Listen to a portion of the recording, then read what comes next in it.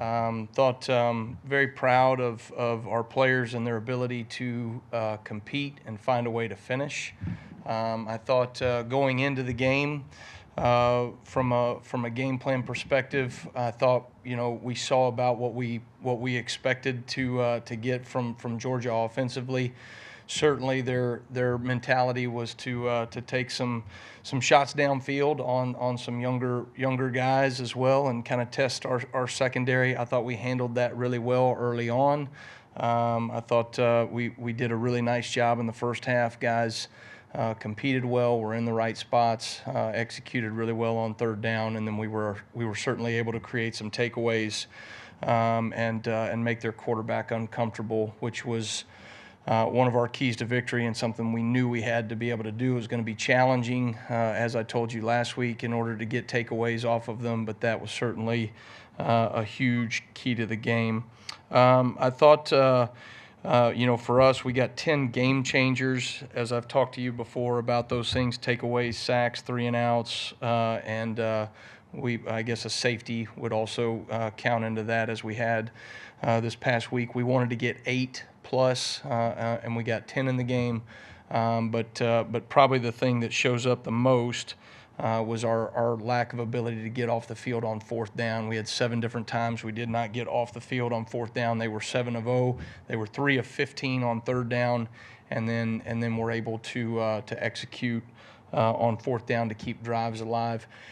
When you go up 30-7, you're playing a very different style game from a defensive perspective. Now that this team essentially has 4 downs to be able to get a first down, and so typically what they did, and what most teams would do, right? They're going to be way more aggressive on first or second down, take more shots downfield, knowing that they're going to be in a go scenario on fourth down. And so it's one of the most challenging things to handle as a defense. It's even different than 2-minute because you are now defending 4 downs, and they have time. They can take their time.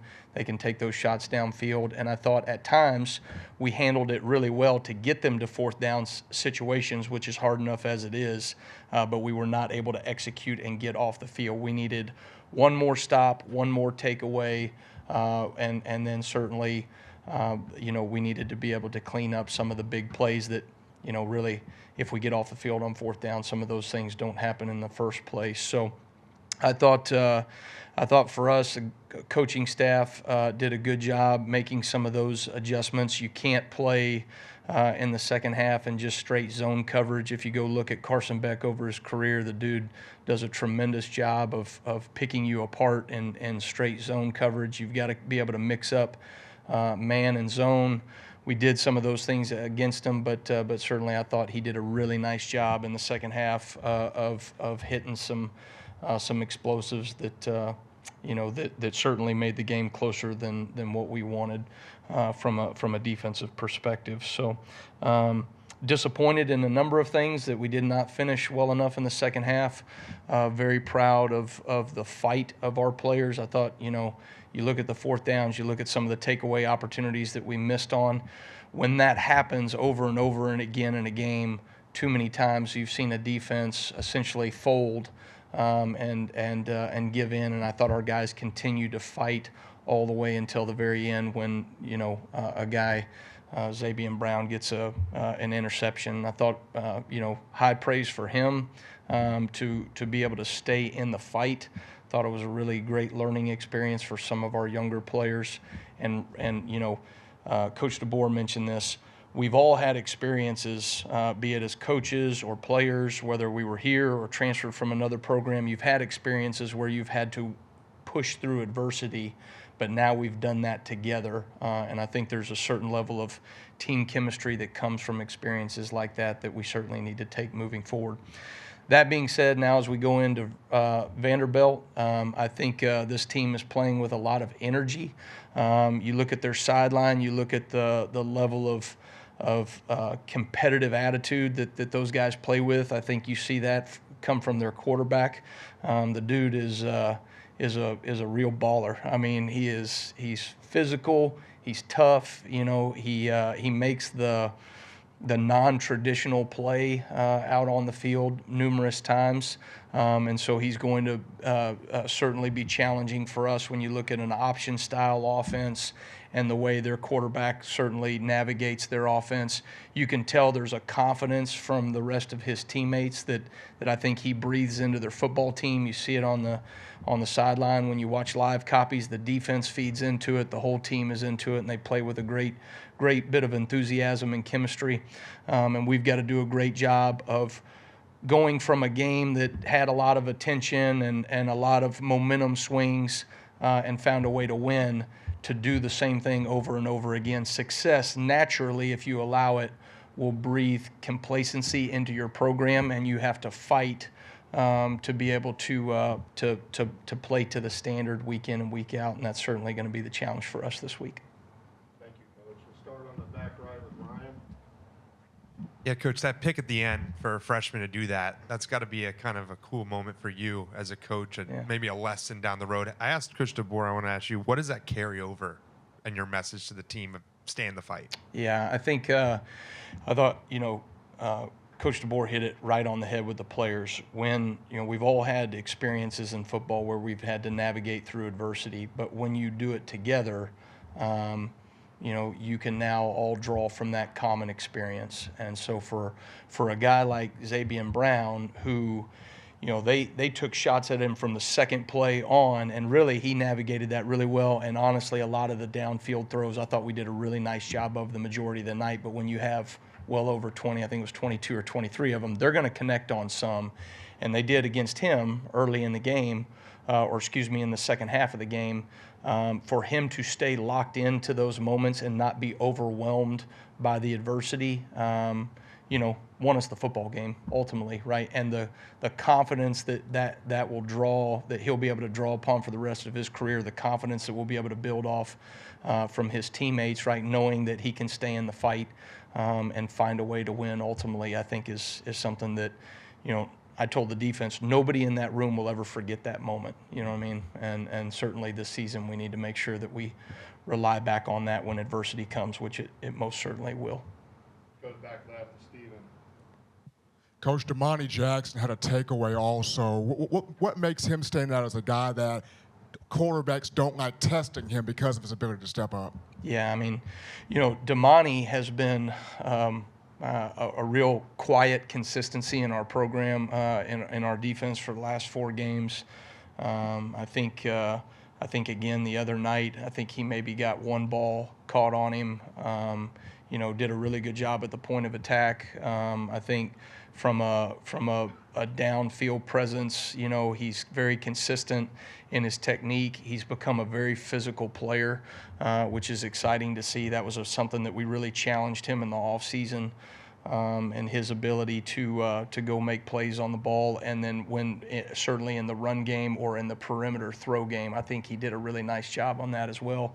And then certainly we brought out a pressure package that we had been working on all off season and preparing, and fortunately we're able to hold it until we got into SEC play. And the very first time we call it, Damani does exactly what we expected to do in that situation when they threw the ball out on the perimeter and gets an interception. So awesome to see guys that practice at a high level and consistently be rewarded on game day. And that's you can point to, there were multiple times we worked that exact concept that we thought that they were going to go to and driving the ball. And then, you could pretty much almost pair a multiple practice reps to exactly what happened in the game. That's pretty cool. Go to Colin on the front left side. Obviously, disguise has been a prominent part in your defense over the course of these first 4 games, but I mean, it seemed like you guys had a lot more design pressures in getting to the backfield, getting to the quarterback. How do you feel like that worked and against Georgia, and how was that an addition, and then what do you see the role of pressure being moving forward?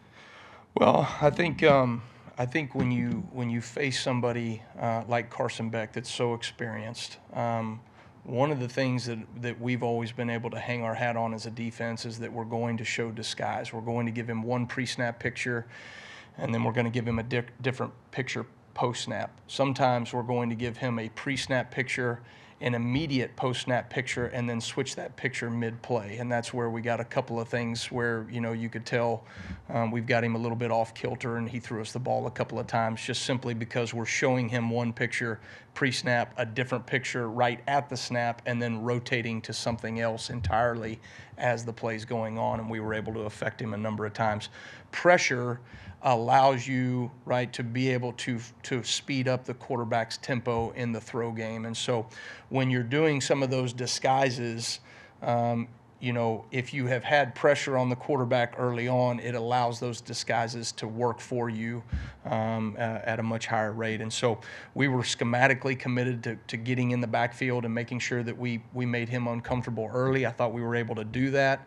And then, certainly it was able to kind of disrupt his timing. But I'll tell you this, I thought that kid, that young man, rather, did a tremendous job of continuing to fight. I think he's one of the best quarterbacks in the country, and showed his ability to fight even through some of the adversity. And so very impressed by him, and they've got a very good football team. I thought, Coach Smart did a really tremendous job of keeping his guys in the fight, and certainly impressed with them overall as a team. Go to Katie, second row on the left. Defense leads the country in pass breakups, had 9 on Saturday. And I guess some of those are in coverage. Some are just guys reading the quarterback's eyes and batting it down. But just what makes this defense so good at that? Well, we, from a schematic standpoint, we play a lot of what we call vision style coverage. And even when we're playing man coverage, there are elements of vision that are based into some of our hook drops and hole droppers that we're able to read the eyes of the quarterback and react. And so when you can put your eyes on the quarterback, now you're not just defending people or grass, but you're defending the people and the grass that the quarterback wants to throw the ball to. We went to more of a vision-oriented defense like in 2014. My dad, when he was the D coordinator at Ole Miss, got it from Monty Kiffin, who my dad had GA'd 4 years ago back in 1978. Him and my dad GA'd for Lou Holtz and Monty Kiffin, and so that relationship stayed all the way through the years. And then in 2014, we got kind of the Seattle Seahawks Legion of Boom. Back when they were Legion of Boom, they were the number 1 team in the NFL. They were taking the ball off of people more than anybody else, and they were playing with this vision style coverage. And so we got into doing those same things in 2014 as a defense at Ole Miss. We became the number 1 scoring defense in the country, number 1 in the country in interceptions, and really we've never looked back since. The element of putting vision on the quarterback in a number of different concepts defensively, be it zone or even man, has given us an opportunity to make more plays on the ball, as you're saying. Jump to Nick here on front right. Yeah, Jaheim Otis is a guy that we haven't seen have as big of a role this season. I think he was past 2 years 4th in snaps for defensive linemen, 7th this year. Like, what's gone into the decision, kind of how you've used him this year? Yeah, I think I think Jaheim, obviously coming from the offseason, coming off of an injury, I think he's still finding and hitting his stride, working to hit his stride. I think he's taking steps in the right direction. I think there's growth there, but certainly we want to continue to see him take steps in the right direction. And I think as he continues to take those steps, he has really high potential and an opportunity to impact this team in a large way. We've got time for 2 more questions. Start with Chase on the left and finish. How did you think Quay Rousseau played coming off an injury, and was he back to 100% as far as you know? Yeah, I don't know, what percentage he would tell you that he was at. I think, Quay worked so hard over these last 2 weeks to get himself back to a position to where he could contribute and help his team win the football game. Again, I cannot stress enough how important and valuable Jeff Allen and his staff are to our success. They, treat our players with great care and maximize the opportunity for them to create value for themselves on game day. And so, for them, great in the communication. What is Quay feeling?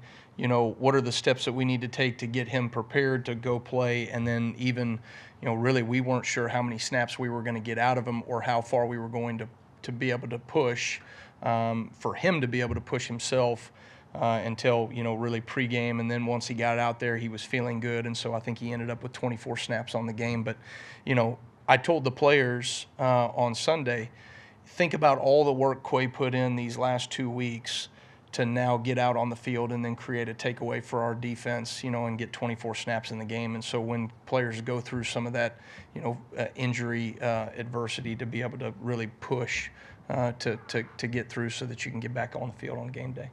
All right, we're going to finish with Tony here. You talked heading into this matchup about limiting the production on easy access throws. How big was Xavier in making some of those stops on the perimeter and just wrapping up the ball carriers quickly? I thought for the majority of the night we did a really good job of that. When we didn't, it was because of fundamentally we weren't putting our eyes on the quarterback and driving the ball. A lot of easy access throws are either you're denying that access throw by your alignment and your leverage, or you're denying it with vision. So when the quarterback goes to throw the ball out on the perimeter, you're able to break off the quarterback's vision. And a couple of times we didn't do a good enough job of that. But I thought particularly Xavier did a really nice job of defending the perimeter, of holding the lateral leverage that you have to do in order to defend the perimeter screen game. And then really for the most part, I thought we tackled well the majority of the night. I think there were probably 2 key missed tackles in the game. Both of them were for explosive plays and one for a touchdown. Keon Sabb. We miss a guy. They had us in a kind of an and go deal. Nice job on their part. We've got to collision the guy at the top of the route and probably can end it right then and there. But they're going to make plays too. When they make plays, we've got to be able to talk about limiting explosives and none for touchdowns. And so you've got to be able to get the guy on the ground and give us a chance to play great red zone defense. In that situation, we didn't do it there. And then we had another one out on the perimeter where Red just didn't drive the hitch route the way he needed to. And so those are things that certainly we've got to continue to work on and get better at. So. Thank you, Coach. Appreciate it. All right, thanks, guys. Roll Tide.